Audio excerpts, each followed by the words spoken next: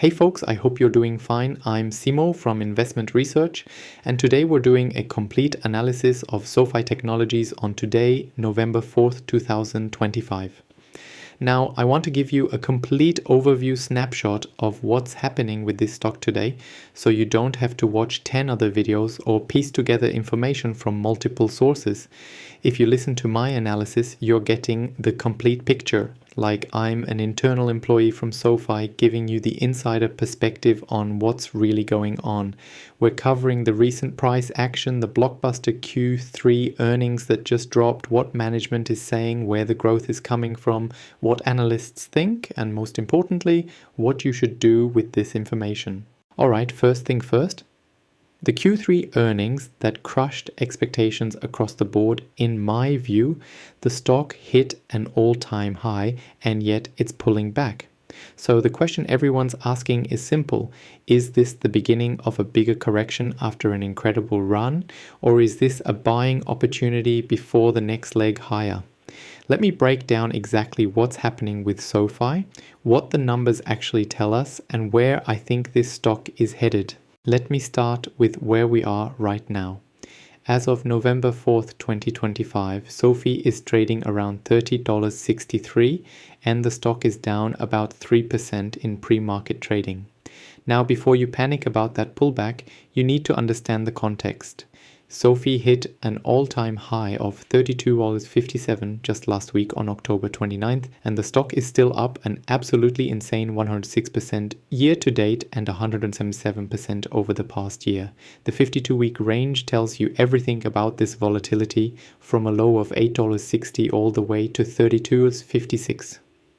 This is not a stock for the faint of heart. With a beta of 2.36, SoFi moves with more than twice the volatility of the broader market, which means when tech sells off, SoFi gets hit harder, and when fintech rallies, SoFi flies higher. The market cap is now sitting at approximately $36.9 billion, which is remarkable considering this company was trading in the single digits just a year ago.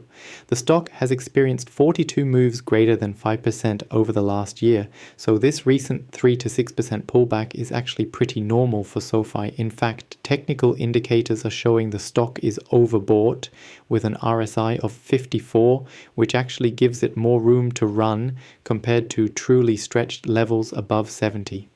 The current sentiment based on technical analysis is neutral, with 18 indicators signaling bullish and 8 signaling bearish. The fear and greed index is showing 39, which is in fear territory, but that's actually when opportunities present themselves. Now let me talk about what just happened with Q3 earnings, because this is where the story gets really exciting. SoFi reported on October 28th, and these numbers were absolutely exceptional. The company posted adjusted net revenue of $950 million, up 38% year over year, beating analyst estimates of $904 million. Adjusted earnings per share came in at 0.11, crushing the consensus estimate of 0.08 by 37.5%. That's not a small beat, that's a blowout. Adjusted EBITDA reached $277 million with a 29% margin compared to estimates of $262 million, representing nearly 50% growth year over year. Net income hit $139 million with a 14% margin, and the company generated positive EPS for the fourth consecutive quarter. What's driving this incredible performance? Let me walk you through the key metrics because they tell the story of a company that's firing on all cylinders. SoFi added a record 905,000 new members in Q3, bringing total membership to 12.6 million, which represents 35% year-over-year growth and a slight acceleration from prior quarters. They also added a record 1.4 million new products, reaching 18.6 million total products, up 36% year-over-year. The cross-buy rate, which measures how many new products are opened by existing members, hit 40%, the highest level since 2022. This metric is critical because it shows that SoFi's one-stop shop strategy is actually working. People aren't just coming to SoFi for one product, they're using multiple products across the platform, which dramatically increases lifetime value per customer. The revenue mix is shifting in exactly the right direction from a profitability standpoint. The financial services and technology platform segments, which are fee-based and capital light, generated $534 million in revenue, up 57% year over year and now representing 56% of total revenue. Fee-based revenue specifically hit a record $409 million, up 50% year over year, and now accounts for 43% of total adjusted net revenue. This is huge because fee-based revenue is more stable, more predictable, and higher margin than interest-based lending revenue. The company is deliberately transitioning away from capital-intensive lending toward these capital-light revenue streams, which is why operating margin improved to 15.4% from 9.2% a year ago. The lending segment still performed well, generating $481 million in revenue, up 23% year over year. Total loan originations hit $9.9 billion, up 57% year over year, which is a record. What's particularly impressive is the credit quality. Personal loan net charge-offs declined 23 basis points to 2.60%, showing that SoFi is not sacrificing credit quality to chase growth. The company's borrowers have a weighted average income of $157,000 and FICO scores of 745 for personal loans and 773 for student loans. These are high-quality borrowers, which is why charge-off rates are so low even in an uncertain economic environment. The balance sheet and capital position are also strengthening. Total deposits reached $32.9 billion, up $3.4 billion from the prior quarter, representing 11% growth. Tangible book value grew to $7.2 billion from $4.9 billion a year ago, a 46% increase, and tangible book value per share is now $5.97, up from $4.08 last year. The total capital ratio sits at 20.2%, well above the regulatory minimum of 10.5% and above the company's internal stress buffer.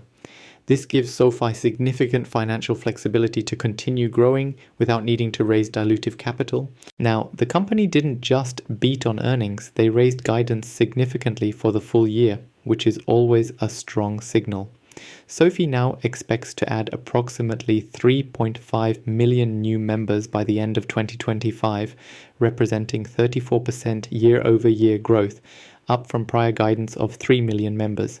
They're projecting adjusted net revenue of approximately $3.54 billion, up from prior guidance of $3.375 billion. This equates to 36% year-over-year growth, up from their previous guide of 30%. Adjusted EBITDA guidance increased to $1.035 billion and adjusted EPS guidance was raised to 0.37 from 0.31 previously, a 19% increase.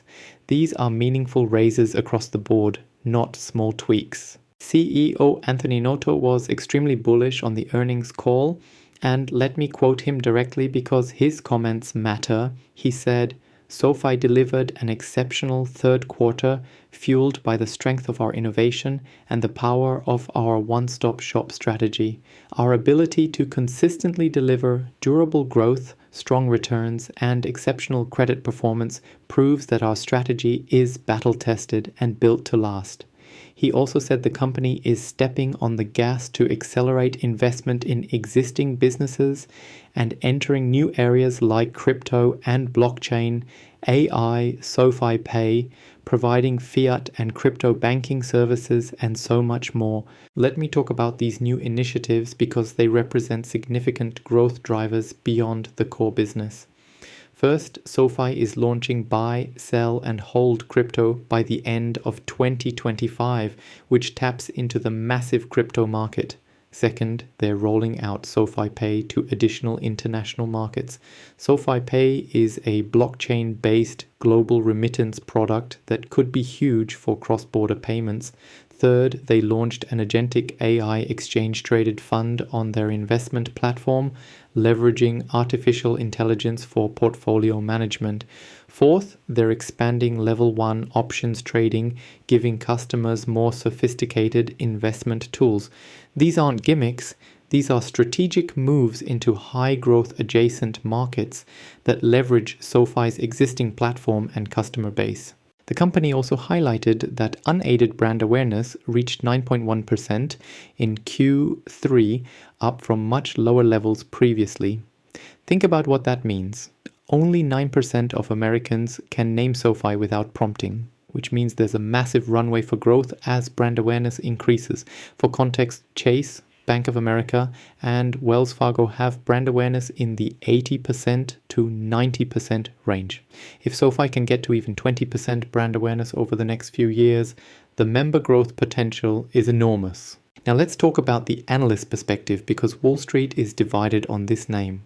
Following the Q3 earnings beat, JP Morgan raised their price target on SoFi to $26 from $24 while maintaining a neutral rating.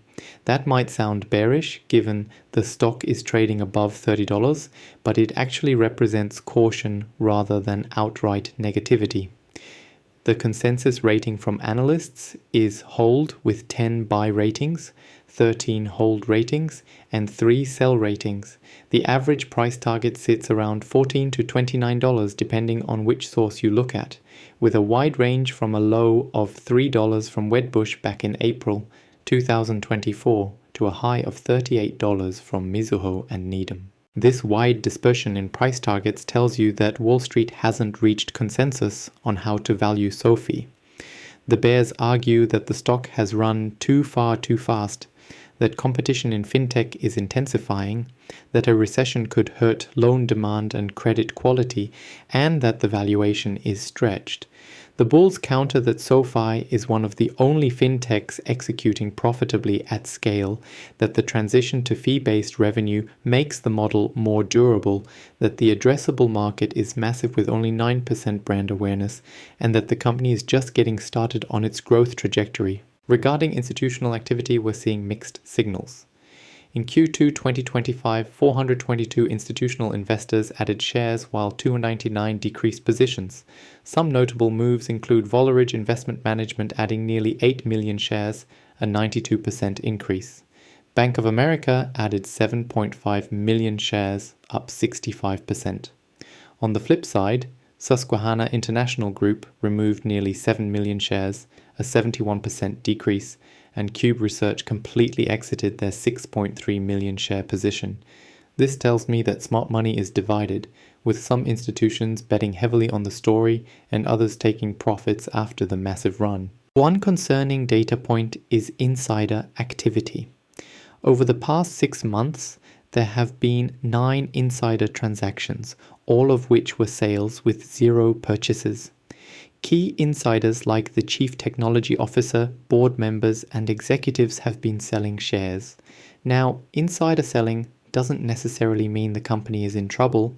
Insiders sell for many reasons, including diversification, tax planning, and personal financial needs. But when you see 0 insider buying and consistent selling, it does raise a yellow flag. If insiders truly believed the stock was dramatically undervalued at these levels, you'd expect to see at least some buying. Let me address the recent price action because it's important. The stock jumped after earnings but has since pulled back 3 to 6% from the all-time high. Why? Several factors are at play. First, the stock ran up so much in anticipation of earnings that some of the good news was already priced in. When you're up 177% in a year, even a blowout quarter can lead to sell the news behavior. Second, broader market volatility has been increasing with concerns about inflation, interest rates, and economic growth weighing on growth stocks. Third, the technical indicators were showing overbought conditions after the all-time high, so some consolidation is healthy and expected. Now, let me talk about valuation because this is where it gets contentious. SoFi is currently trading at a market cap of $36.9 billion with trailing 12-month revenue of approximately $3.5 billion, which puts the price-to-sales ratio around 10 to 11 times. For a company growing revenue at 36% to 38% year over year and profitable, that's not outrageously expensive, but it's also not cheap. Traditional banks trade at 2 to 3 times sales, but they're growing at low single digits. high growth fintechs that aren't profitable trade at 5 to 8 times sales. SoFi is in a unique category, high growth and profitable, which arguably justifies a premium valuation. Some long-term forecasts are extremely bullish. One analyst at Motley Fool suggested SoFi could be a $100 stock within 5 years if management continues to execute. That would represent over 200% upside from current levels. The logic is that SoFi has multiple drivers of growth, including the loan platform business exploding with volume nearly quadrupling from Q2 to Q3, the home loan business growing 93% year over year, which could accelerate if mortgage rates fall, and potential opportunities from the Trump administration's plan to privatize parts of the federal student loan portfolio, where SoFi is one of the few companies with technical capabilities to service private student loans at scale. However, other forecasting models are much more conservative. CoinCodex's algorithm suggests SoFi could trade in a range between $20.44 and $30.17 in 2025, with an average price of $24.27, which would actually represent downside from current levels. By 2030, their models show a range between $15.27 and $38.25. These wide ranges reflect the massive uncertainty around execution, competition, and macroeconomic conditions. So what are the key risks investors need to understand? First, the stock is extremely volatile with a beta over 2.3, so if you can't handle 20% to 30% drawdowns, this isn't for you. Second, competition in fintech is intensifying from both traditional banks investing in digital and other fintechs expanding their offerings. Third, a recession could hurt loan demand and increase charge-offs, though SoFi's high-quality borrower base provides some protection. Fourth, the regulatory environment could change unfavorably for digital banks. Fifth, execution risk on new initiatives like crypto, blockchain, and AI, where SoFi is entering crowded markets. And sixth, the valuation leaves limited room for error. If the company disappoints on growth or profitability, the stock could get crushed. Now, let me give you my assessment as an equity research analyst looking at SoFi objectively on November 4th, 2025. This is a company that's executing exceptionally well across all key metrics. The Q3 results were outstanding, guidance was raised significantly, the business model is becoming more capital light and profitable, credit quality is strong, and management has a clear vision for growth. The one-stop shop strategy is working, evidenced by the 40% cross-buy rate. The addressable market is massive with only 9% brand awareness. The new initiatives in crypto, blockchain, and AI could be meaningful revenue drivers in 2026 and beyond. However, the stock has priced in a lot of this good news already. Up 106% year to date and trading near all-time highs, the easy money has been made. The valuation is no longer cheap at 10 to 11 times sales, even for a high-growth profitable fintech. Insider selling and mixed institutional activity suggest that even sophisticated investors are divided on the risk-reward at these levels.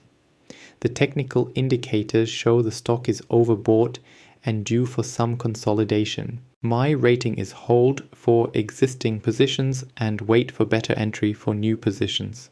If you already own SoFi and you're sitting on massive gains, I would hold the position but consider trimming 20% to 30% to lock in profits and reduce risk. The fundamental story is intact, but after such a massive run, taking some chips off the table is prudent risk management. For investors looking to establish new positions, I would not chase the stock at current levels. Wait for a pullback to the $24 to $27 range, which would provide a much better risk-reward entry point. That's roughly 15% to 20% below current prices, which is very possible given the volatility. The key catalysts I'm watching going forward include Q4 earnings in early 2026 to confirm the guidance trajectory, the launch of crypto trading, and whether it drives meaningful engagement, progress on SoFi Pay expansion internationally, brand awareness growth and member acquisition trends, credit quality metrics, especially if economic conditions weaken, and any announcements regarding the federal student loan privatization opportunity. If SoFi can continue executing at this level, delivering 30% plus revenue growth with expanding profitability, the long-term story is extremely compelling. But timing matters in investing, and after a 177% run, patience is warranted for new money. One final thought. SoFi achieved something remarkable in Q3. They posted a Rule of 40 score of 67%, which is the sum of revenue growth rate plus EBITDA margin. A score above 40% is considered excellent for software and fintech companies. SoFi is at 67%, which puts them in elite company. This demonstrates that they're not sacrificing profitability for growth or growth for profitability. They're achieving both simultaneously, which is rare and valuable. All right, folks. That's my analysis on SoFi Technologies as of November 4th, 2025. This is a high-quality fintech company executing at a very high level, but the valuation reflects a lot of optimism. The recent pullback after hitting all-time highs is normal and healthy. For long-term investors with conviction in the fintech disruption story and SoFi's ability to become a dominant digital bank, the next few years could be extremely rewarding. But for traders and new investors, waiting for a better entry point makes sense. As always, do your own research, understand your risk tolerance, and never invest more than you can afford to lose, especially in volatile growth stocks like SoFi. Thanks for watching, and I'll see you in the next analysis.